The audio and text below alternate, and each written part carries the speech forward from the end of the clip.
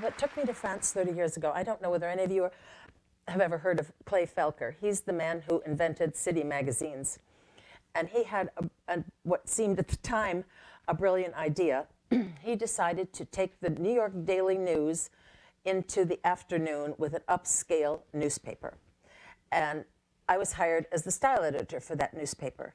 But apparently the research into that didn't really work very well. They couldn't get the clothes. What the idea was that men, more men than women at that time, came into the city with the Wall Street Journal and the New York Times, brought them into their office. They were hoping, he was hoping, his group was hoping, that they would take the Daily News, bring it home, and with all these special, wonderful sections. Well, the stock market closing could not be in the newspaper in time to go home on the train, and nobody wanted to read anything on the train going home. They wanted the Post, and they wanted to see undressed women. And they would leave, the newspaper on the train. So it never got from the train to home, where he was hoping that they would see all these wonderful sections on decoration, on food, on style, and all that. So eventually, after 2 years, a lot of people were fired, and I still had my job, but I decided this is depressing. So I thought, since I'd been going to the collections in Paris and in Milan and London for years, that I was just going to take 2 years, Andrea, 3 dogs from the SPCA in Bedford, New York, and we would move to Paris for 2 years. And then, at which point I became the cliche, met the Frenchman, and have been there ever since.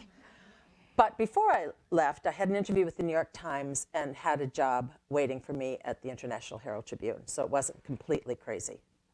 There we go. Not completely crazy. So just to start talking about your books a little bit, how do you define l'art de vivre à la française? L'art de vivre à la française is what I discovered in writing this book. I sort of had an idea in my mind, but with all the interviews in this book, I discovered how important history and culture is to the French every day.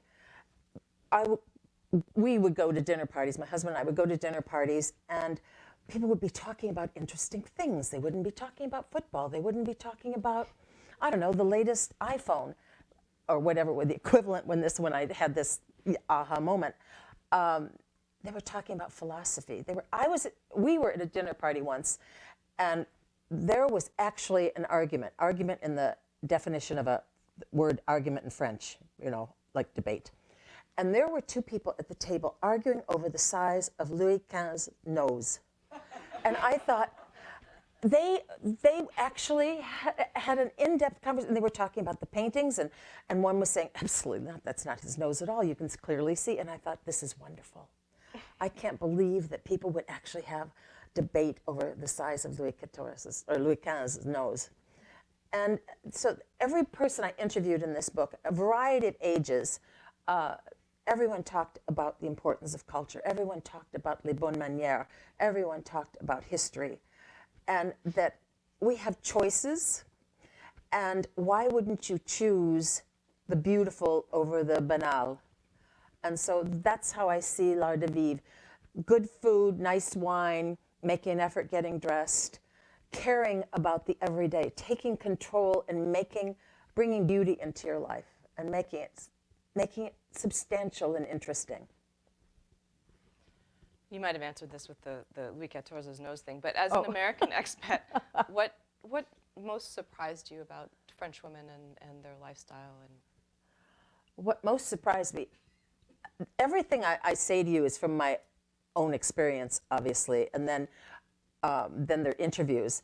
But what I have always seen from the day that we moved into our little village is a certain organization in life that makes everything easier. My best French friend, I would open her, she would allow me to open her linen closets just to look at them, the way she had them arranged, the way everything was beautiful, the way everything smelled wonderful. She had, and Françoise, yeah. She had her silver, her crystal, her china, everything was arranged beautifully. She had 6 children and 2 houses, and her husband had a huge job, and part of her job was being a hostess for him. And that was extremely important in their life. She did a little decorating on the side, but mostly she had a lot of other things to do. And I would say to her, I can't believe how calm you seem. And she said, because everything is organized. If things weren't organized, I would live in chaos and stress, and I couldn't do half of what I have to do. So I saw a lot of that. And I admire it enormously. Do you see it? Oh, absolutely. Yeah. So on the flip side, when you arriving as an American expat, what did you find the most challenging about French lifestyle, or the most difficult thing to adapt to? First of all, I didn't speak French. Well, there's that. Yeah, that'll be a challenge. First of all, and because we arrived with these 3 enormous dogs, we had to have boxes or crates, or we had to have them built for them because they were big dogs, and so we couldn't live in Paris. So we found this little cottage out in the country that is in the middle of the Rambouillet forest between Versailles and Rambouillet. When non-rush hour, it's 50 minutes to this porte-à-porte from our house to the center of Paris. So that was great. But challenges. So that was the first challenge, not speaking French. The second challenge was all the things one thing I still cannot get this into my head. When you walk into it, you probably know this. When you walk into a doctor's office and you're in the waiting room, you're supposed to say bonjour. Bonjour, monsieur, bonjour, madame. And normally, I just like to walk into a doctor's office and sit down and not talk to anybody. But in France, you don't walk into any place without saying bonjour, au revoir. And when I have walked into stores, boutiques, and I have something on my mind and I'm looking for something and I forget the bonjour. And so I'll say, well, where is the... And they will say, bonjour, madame. And I say, I forgot. Bonjour, où est la... Yes, so that's something. What else? Learning how to fold lettuce while you're eating it. That was a trick because you're not allowed to cut lettuce, as you probably know. Only men pour wine. I wasn't out pouring wine, but I didn't realize. I wasn't taking a bottle at a dinner table and pouring wine, but I didn't realize that only men touch bottles of water. The cutting cheese thing. Apparently, things have loosened up and women can pour water. That's what I've been told for this book. Oh, really? Yeah, wow. yeah. And if there are no men around. Would you just don't drink if there are no men around? Come on. No, apparently that. the woman closest to the bottle gets to pour the wine. Okay, good. And you never put your hand over the glass to say no. And there are all sorts of these little things that you learn along the way, and you hope that you haven't already brought attention to yourself by making the error, the faux pas. So who knows, probably, lots of them. Can you tell us a few things that you learned in France that are essential ingredients for daily life in France? This was, yes, and this was absolutely confirmed to me in my book. I interviewed the chef, the 3-star chef of the Hôtel Bristol in Paris, and I said to him, I imagine nobody invites you and your wife to dinner. And he said, no, au contraire. He said, I tell everyone, roasted chicken, easy potatoes, and depending upon the season for the entree, make it easy, make it seasonal, and an apple tart for dessert, or Bertillon ice cream. So the idea is to make life easier if one is inclined to cook, which some people aren't. Learn maybe 3 great recipes and use them again, and you can add different things to them for the seasons, and you can always go to a pâtissier, is that correct? Yes. Okay, for dessert. But I interviewed Mary-Louise de Claire-Pontenaire, who's been with Karl Lagerfeld, who was at Chanel before Karl arrived. And he refuses to allow her to leave. He refuses to allow her he wants her there all the time. They're joined at the hip. And she told me that she has never cooked anything in her life. So she said, I go for presentation instead of preparation. So that's a possibility too. She said, I just go out and I bring home the best cheese, and I bring home the best patisserie, and I bring home everything. And the presentation is... And another person I interviewed, who I met when I first arrived in France, and she was very kind to me, Françoise Dumas. And she does all the great parties in Paris. She does LVMH, she does Chanel, she does, excuse me, she does let's see, she does Karl Lagerfeld's parties. She does Dior parties. And she does a lot of parties for Jacqueline de Ribes. And she works with the best florists in France and the best chefs. And she said, because I asked her, well, what about people who might not be invited to parties like that? And she said, for the table when you walk into the dining room, always go for that wow moment. And she said, pretty's pretty. So there's always that moment that a dinner party, entertaining, there should always be different ways to excite the senses, which means bouquet or the wow moment, the way a table is set, the way, and the food and so forth, and the conversation. Did I answer that? I think so. Okay. You did. So the sort of recurring theme a lot of times when we think of French women, regardless of age, really is this appearance of effortlessness. Do you find in your conversations and in your 30 years of interacting with French women, is this true? It also sounds like from reading, I did read the book, I really did. It sounds like it takes a lot of planning to have a completely organized home, to be ready for an impromptu dinner, to look decent every time you leave the house. Can you talk about that a little bit? I absolutely think that it's possible to pull this off, but none of this is possible if you aren't well organized in some way or another, that your closets aren't well organized, that you don't have the things that you go to all the time. Some of the women a lot of the women I interviewed are in the fashion business, so that's what they do. So they always look wonderful. But I see women on the street in Paris, I see women on the street out in the country where we live, and they look great. They just make that little effort. There's a little bit of makeup, there's not much makeup. They have great haircuts. And if they're going to color their hair, this is where French women of all ages who look chic every day spend their money. Haircuts and color. And it's a hit or miss situation, and eventually you find the best people, you ask questions, and I know that I get a lot of feedback, if you want to call it that, from people who say, well, Paris has changed and people don't make an effort anymore. And I'm telling you, maybe I'm in the wrong neighborhoods, but I don't see that. I see an effort being made. And it seems, and in Paris, for example, and out where we live, it's a nonchalant chic. It's not an overstudied chic. It's not too, it appears nonchalant, and I believe it is, because I believe everything's been done backstage. Right. So you set the groundwork right at home. Right. So in your research for this book, which I did read, Thank you. You've spoken mostly. I haven't read it in over a year. With a couple exceptions, you've spoken mostly to women. Besides pouring wine, how do men sort of fit into this scenario of l'art de vivre à la française and elegant French living? I see. Well, let's talk about entertaining, and in that regard, there's a sort of partnership that's going on at dinner parties that I see, and French men tend to be, at least in social context, extremely charming.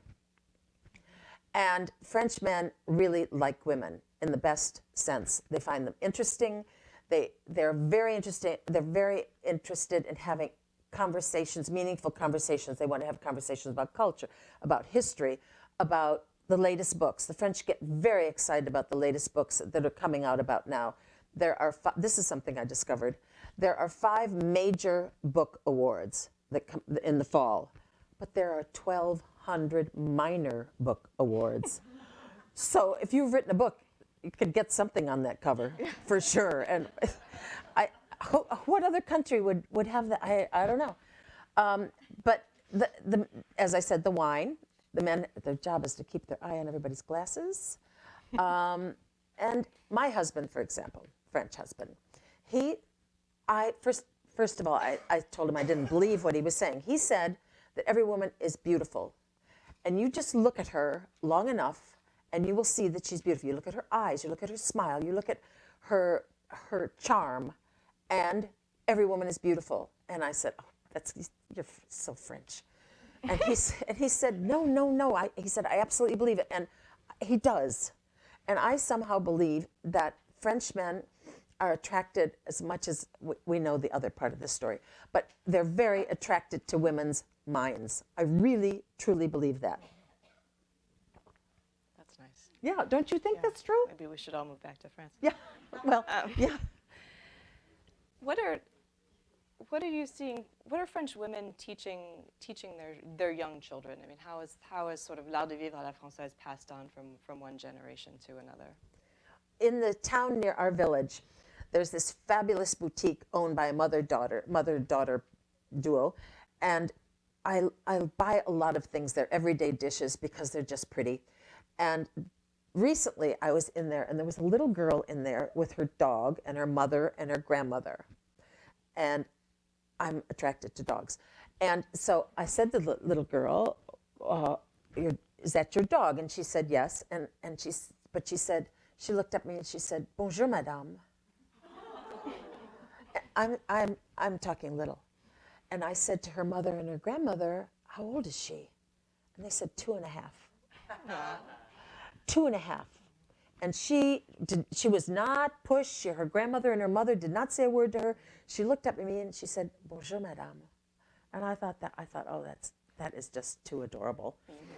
And as everybody knows, who's been around children in any situation, you have to constantly, you have to nag. You have to repeat.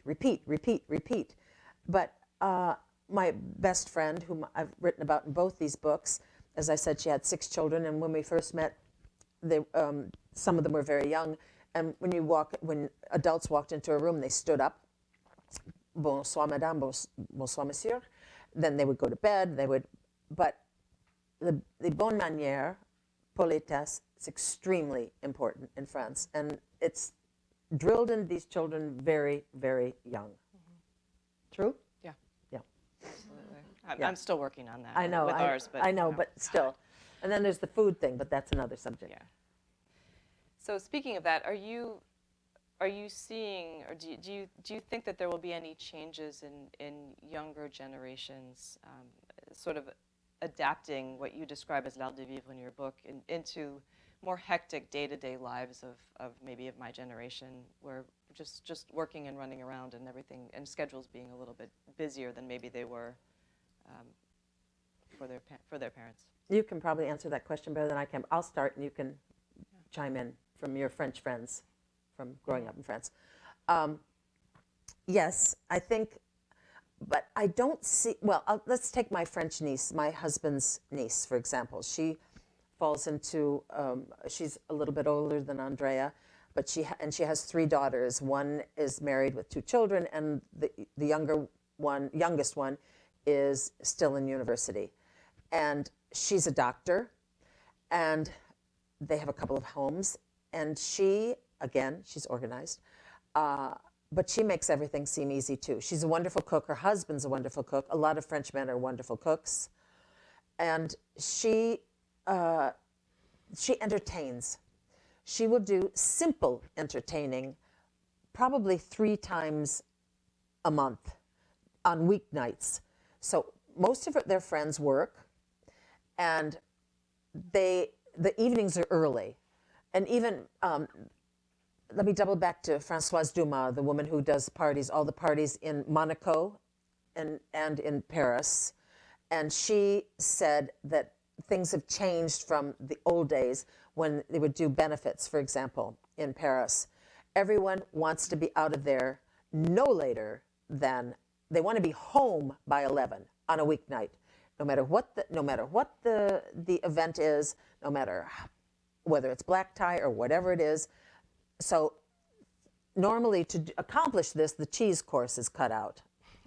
So, and nobody seems to, and fewer people seem to want to sit at table as long as they did in the past. But back to my niece, and then there's Sunday lunches. Yes, Sunday lunches. And I know somehow or another that seems to be a cliche in France, but the family lunch and also inviting friends. But I don't find it to be a cliche at all. I see it a lot, and it's a wonderful way to catch up at the end of the week, and it's calm and it's easy and it's good food and it's nothing fussy. But the table's always pretty, the food's always good, nice wine. Yeah. And what do you think about your friends?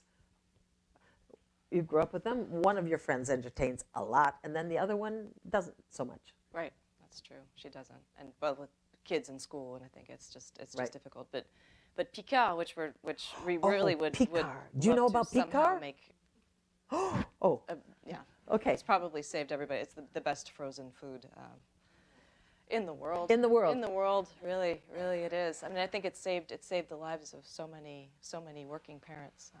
But even. But the thing about Picard is you can go from it's a frozen food store, but everything is beautiful. Yeah. And You can get a whole salmon, but it's already dressed, and you can just put it on a platter. yeah, make it and look people like you've think, been cooking and people for think, hours. "Oh, It's fantastic. really? Did you? And yes, and the desserts and everything. It's wonderful. Perfect. Yeah. It's too bad you should try and get Picard to come over here. Yeah. Is there anything that French women tend to do that you just sort of outright rejected and said, "Oh, that's not me. I just can't even. Iron I can't even sheets. go there." Oh, okay. Yeah. Yeah. Okay. That's it. Fair enough. I know Yeah. Yeah. I love the idea that, well, you can just flip down the top and, yeah. No, I would never iron a sheet. Okay. And I know that and they claim to enjoy it. I don't get it. So. That might be something that would go by the wayside with the new generation. I think ironing sheets might be. I'm sure. Yeah. I don't mind ironing a few linen napkins, but I'm not going to iron a sheet. What would you say is the most important thing you learned being in France? This might seem odd, but the most important thing, from French women, you mean? Mm-hmm. How to say no. It seems to me that American women, when they'll be asked to do something they really don't want to do. Can you pick up my children after school? I don't know, can you bring dessert? Well, rarely do French people ask someone to bring something to a dinner party. Let's say they ask you if their children can spend the night at your house. Will you pick them up after school? Will you do something? And a French woman will say, no, I can't do that.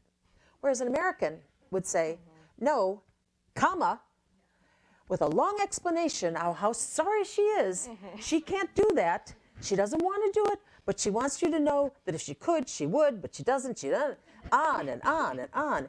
And I think the most wonderful thing in the world is to simply be able to say, no, I can't. I can't do it. And I love that. I'm a work in progress, but I think that's wonderful. Yeah. Because it's another way of ending up feeling frustrated, angry at the person who asked you to do something, and you have no right to be angry at that person if you didn't have the courage to say no. So, no. No, thank you. Can't do it. Thank you. Thank you, no. No, merci. No, merci. What did you enjoy most about writing this book? The people I interviewed. It was so much fun. There's a man who's on TV. His name is Stephen Bern, and he has a program that's called Secret d'Histoire. Ça va? Mm-hmm. Okay. I go to her for pronunciation. And every week, I don't know whether it's an hour and 90 minutes. Do you know? I don't know. But anyway, it's fantastic. You learn all about the mistresses. You learn all about the things that would have made history interesting if they had done that in school. And it's absolutely wonderful. You learn things that you could never imagine. You learn why perhaps someone did something terrible in history, Catherine de Médicis, or Marie Antoinette, or Madame de Pompadour, but there's an explanation for it. And then we learn about the mistresses and how thanks to them, there were beautiful. They supported artisans. They supported Sèvres. They supported painters, jewelers, and some of them were very extravagant, and some of them kind of vidé de coffre with their extravagance. Mm-hmm. But thanks to them, France, it all comes back into France, and everything is beautiful, and it's part of l'art de vivre, and we still have some of that. want to make sure that everybody has a chance to ask questions and you can actually have a conversation with everybody in the room. But just before that, what are the three takeaways that you'd like everybody to leave with tonight from your experience in France and your experience of l'art de vivre à la française? In this book, I interviewed a woman. I'm not going to tell you who she is in this book, but she has a very upscale brand. It's not in one of the big houses, by the way, because it wouldn't be. But in this book, I interviewed a woman, and I met her for the interview at the Hotel Lancaster in Paris. And she came in, and she was wearing rumpled jeans, a rumpled blazer, and kind of scuffed up shoes. And I thought to myself, why aren't you dressing for your brand? Why aren't you speaking for your brand before we sit down and we have this interview?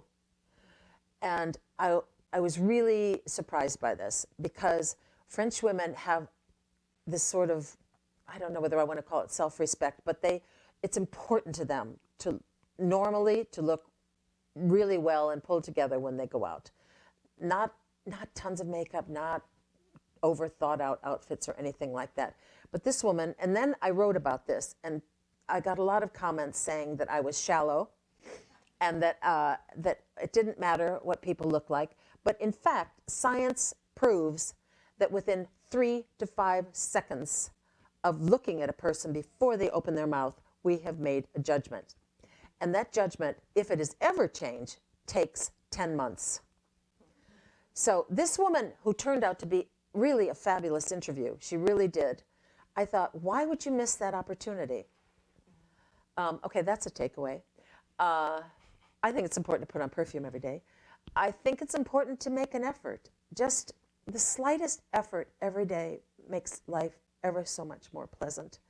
And I think that these random acts of kindness, politesse, les bonnes manières, all of that make life ever so much more pleasant. And it makes everyone on both sides of these kinds of gestures feel so much better about themselves and about life in general. Is that 3? Okay. Plus ou moins, yeah. Plus ou moins, okay. I'd like to turn it over to everyone in the room to ask questions. You need a micro? I will just ask people to ask the question in the microphone, please. Okay.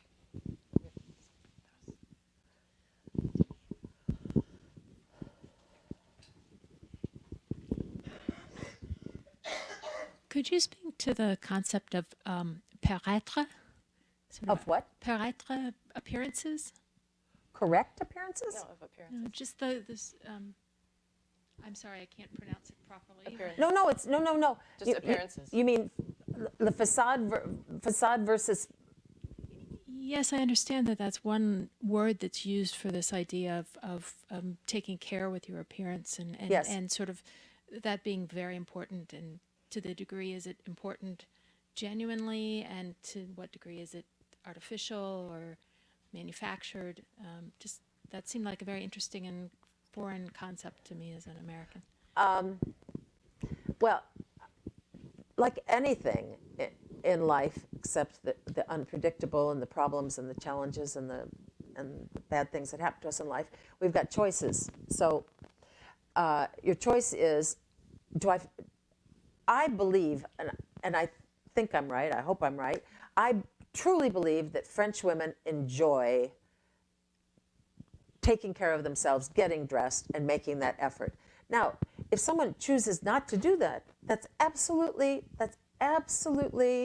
their decision. And it seems to me, though, that, as I said, first impressions, they do count. Think about going to a job interview, for example, or meeting someone for the first time, or everyone knows deep down inside that the facade counts in some way. Now, you can decide, I don't care, or you can decide, well, maybe I'm just going to give myself that little edge.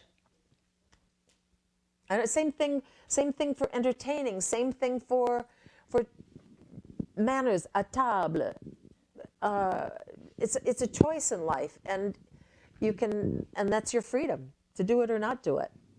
I always feel that if you better, it's all the better to do everything that you can to have on your side and give you an edge. And this is different. This is something that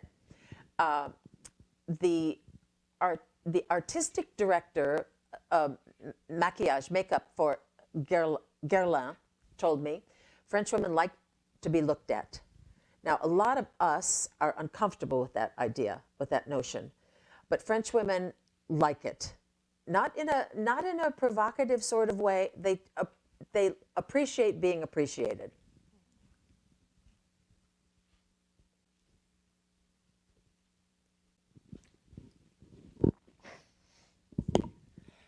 Two questions. Oh, goody. One is I have a client in Paris, a woman client who has lots of money. Uh-huh. And I have the privilege of having lunch with her once a year when I visit her. And although that she has lots of money and lots of staff, she always makes a big point at lunch of the fact that she went out and got all the food at the markets fresh for the lunch. And she has a chef, but she wants she did the me shopping to know for her that chef? she did the shopping, and that was important to her. It's not something we feel a lot of in America. Maybe we're not as attached to our food, but that impressed me. Would that be something very chic and French, do you Well, think? I know when Andrea comes, that one of the things that she wants to do all the time is to go to the market. Oh, sure. And we have meaningful relationships with people at the market in Paris. I mean, in out in the country where we are. I told you where we live, out in the woods. So we have a meaningful relationship. Okay, Francois, if I'm choosing my artichokes, he'll say to me, wait 2 weeks. Laurent, who's our fish man, will weigh, for example, the gambas or whatever it is, and then he will weigh them, and then he'll take a handful and just throw them in the thing. And then every single person in the market will tell you how to cook something.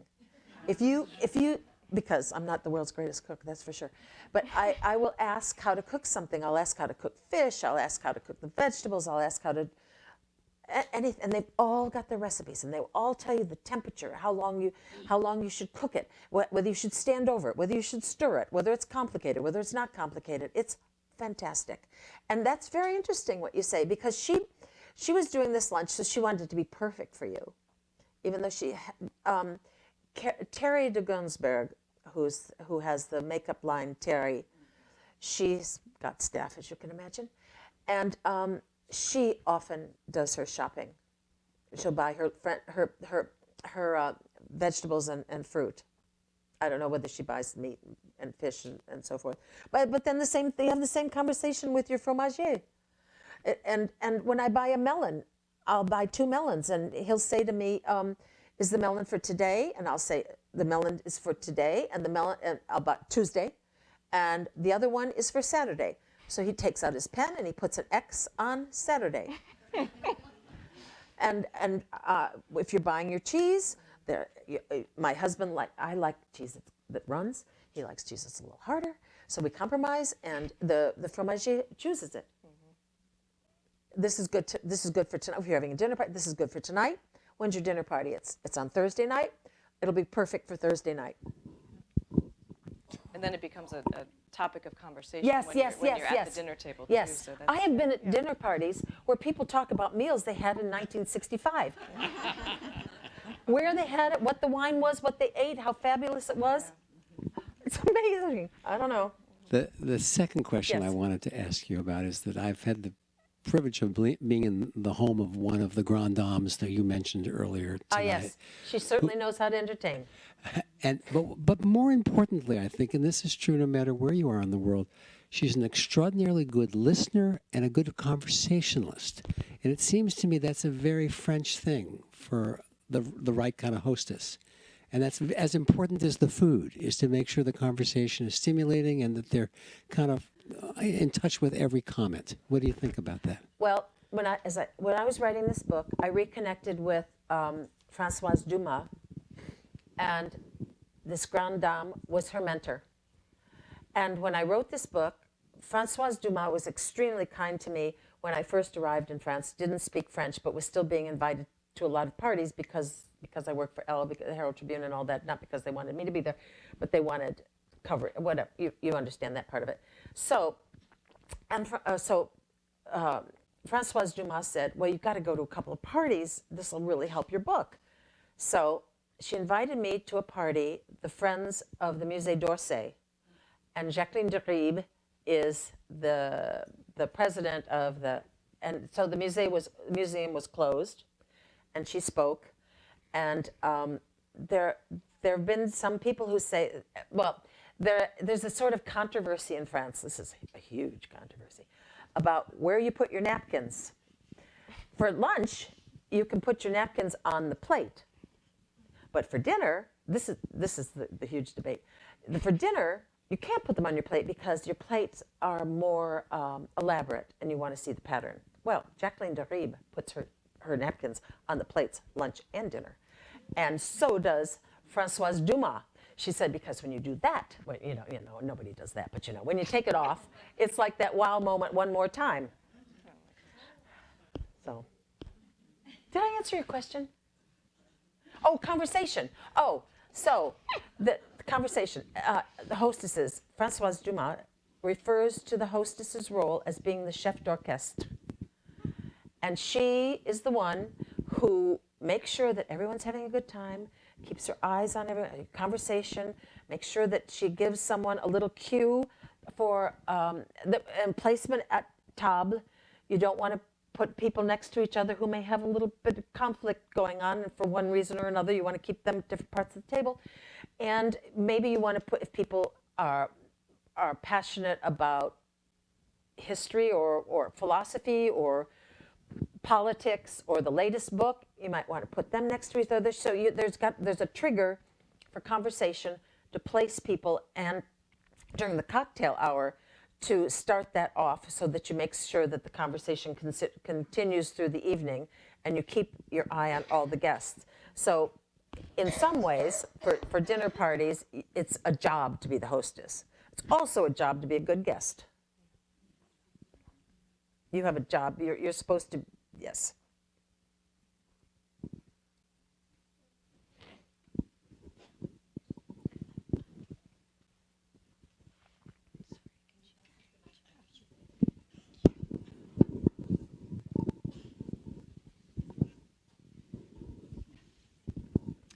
Hi, I've heard it said that American women are kind of obsessed with makeup, whereas European and French women are more focused and concerned with skincare. Do you think that that's true?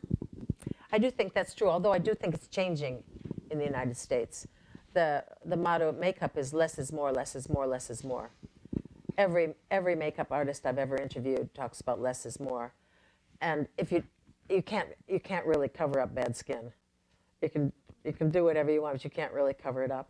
But there are some fantastic French products out there. And Yeah. one of the things you talk about a lot is how seeing your dermatologist in France is just part of the routine That's right. medical.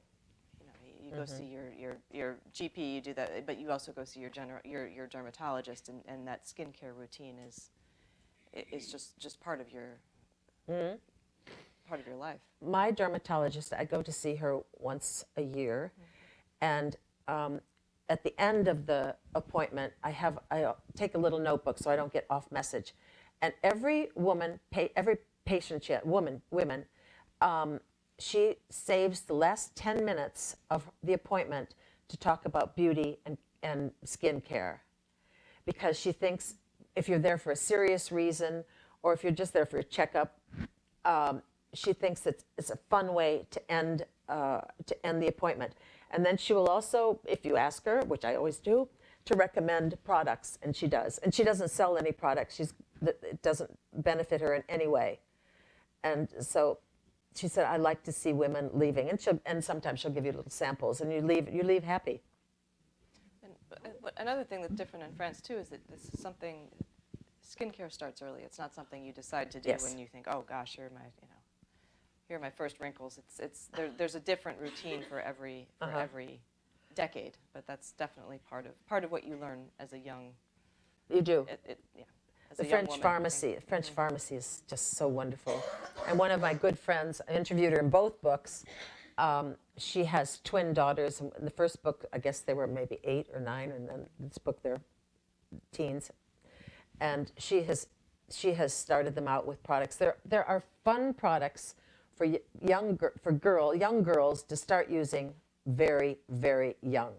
So when they're brushing their teeth, they've got a little bit of, they can wash their face with a cream that's made for them, which is more fun than a soap. And then, and this is another thing that I heard from makeup artists, and I also heard from dermatologists, is that Americans tend to, when they have children, boys or girls, but mostly girls, when there's a problem of acne, Americans will cover it up or buy over-the-counter products that also cover up the acne. In France, you take your child to either, you can start at the pharmacy if it's not a serious case of acne, but then you take your child to a dermatologist and you attack the problem and you take care of it. You don't try and cover it up. Another thing, well, never mind.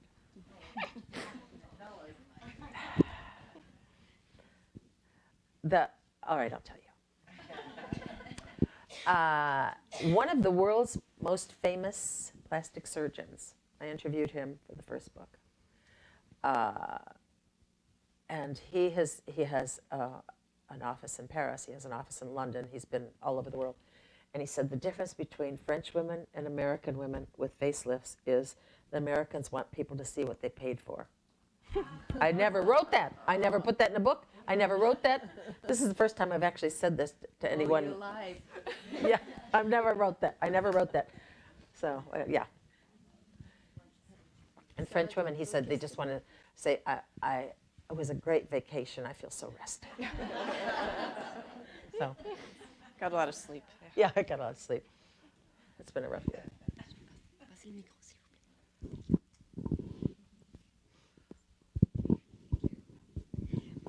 I think we always think of French women or French fashion as being very stylish and very avant-garde, and yet when you see the elegant women in Paris, they are not at all attracted to those things. Can you talk about that disconnect, and how do they view the fashion shows and Fashion Week, and then don't buy any of it or wear it?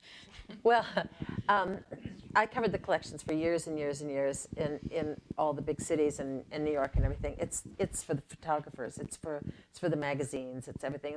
And you just deconstruct, and you take something away from it. And you might be buying one single element that you can't live. But the French are very classic, basically, very classic. There are a few who have their look, and they've constructed that, and that's part of their personality. It goes with, and sometimes it goes with the very red lipstick or something like that. But you're absolutely right. You're absolutely right. Well, take Inès de la Fersange, for example. She is totally classic, totally, and she's unspeakably chic. And yeah, that's true. Unless they're in the business. Pardon me? It doesn't change year to year. Well, it doesn't. Seemingly, it doesn't, but it does. But the core is always classic for the really, really chic women, which really makes life a lot easier. It does. Once you find your uniform, once you find what works for you, you can just do it over and over and over again. You can, and maybe you'll try a new shape of, maybe you found your jacket shape, for example. Well, you can buy that jacket in velvet. You can buy it in gabardine. You can buy it in satin. You can buy it in another color. You can buy it with piping on it. You can buy it with different buttons. But once you find what works for you, you can just wear it forever, and it'll look new if you venture out of black.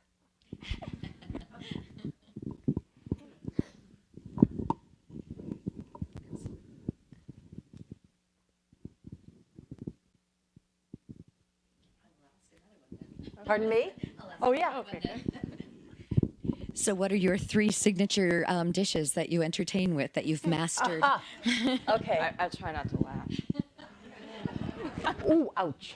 It's true. It's true.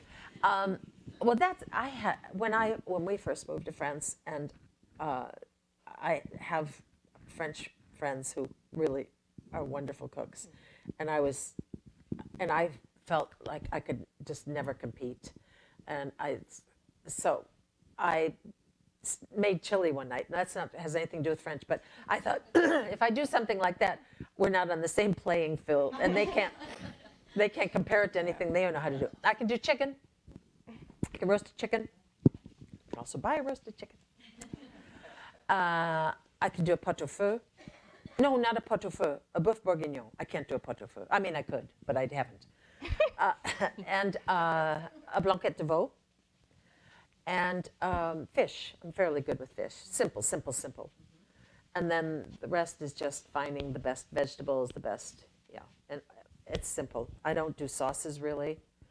My French niece and her husband love to do wonderful sauces and simple food with great sauces.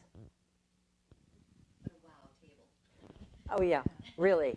And every day I make an effort. And Andrea, my granddaughter, is 5 years old. She eats dinner and breakfast and lunch with a cloth napkin.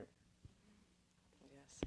And the table's set, and we're working on the finer details. A lot of the things. finer points of cut, yeah. Well, but still, it makes a huge difference. It just makes a huge difference. A pretty table. And as I said, with Françoise Dumas, who does the most exquisite parties, she did a party in the Louvre for the collection of Indian jewelry, the Maharaja's jewels, and it was just a breathtaking party. And she also has a house. Portugal has now become a really hot place to have a second home. Jacques Grange has a home there. A lot of decorators have a home there, and other people in the fashion design business. And she said, do you know what Monoprix is? Yes. Okay.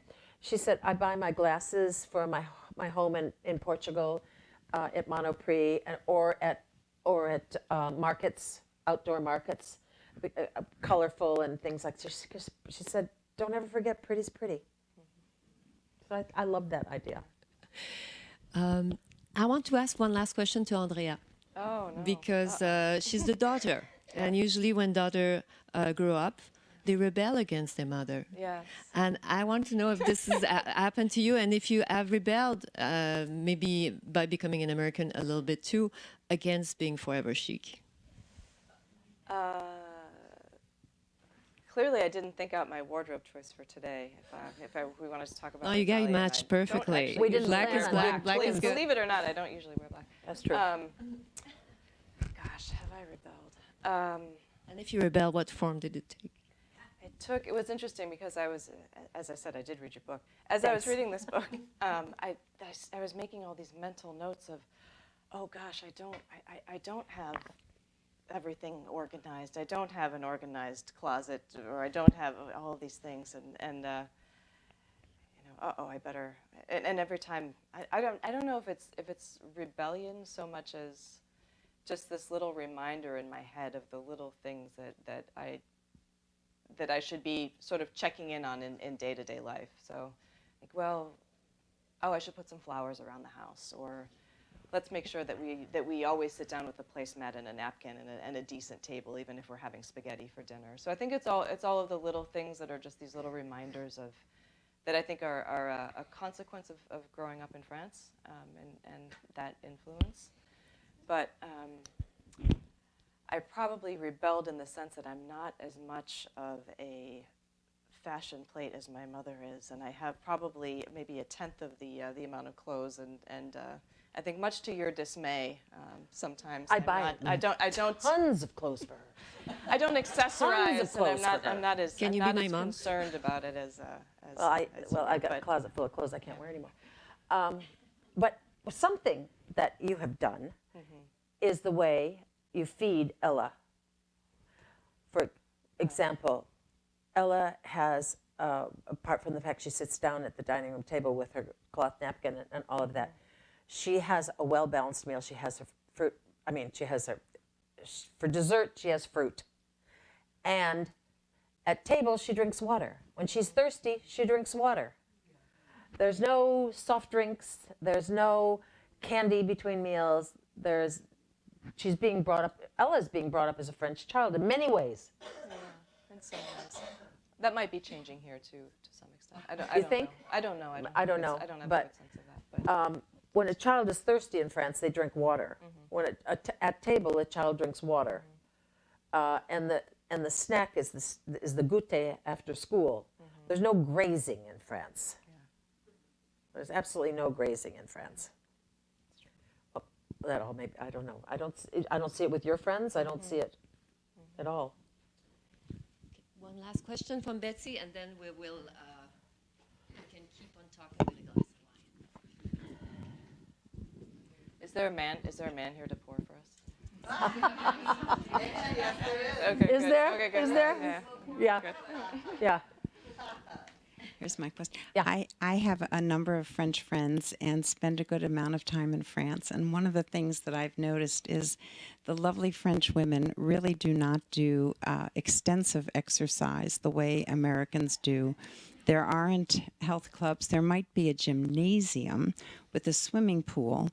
The only thing that one of my French friends does is yoga.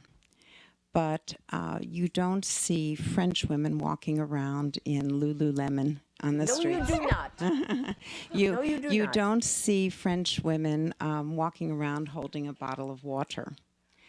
And yet they have lovely figures and they eat healthy. And that Mediterranean diet really does keep them healthy, and they live longer than we do. Do they? So, well, I think the life expectancy in France is longer than in. Is that right? I didn't know that. Yeah, yeah. Look into it. I may be wrong, but I think that's correct. But I will tell the French women walk, and out where we are in the country, I have a really one of my very first French friends. She's an artist. She will do Sunday lunches, and we're included, which is really nice. And no matter the season, no matter the weather, it can be raining, it can be snowing, it can be anything. And after lunch, you walk. You walk in Edith. You walk in the forest, and you say, I'm not going out, it's pouring rain. She said, there are some boots, there's a slicker, here's my scarf. There's no argument. You walk. Same thing's true with Shura, with Alexandra, my French niece. You walk, and you walk, and you walk, and you walk. And they swim, and they bicycle.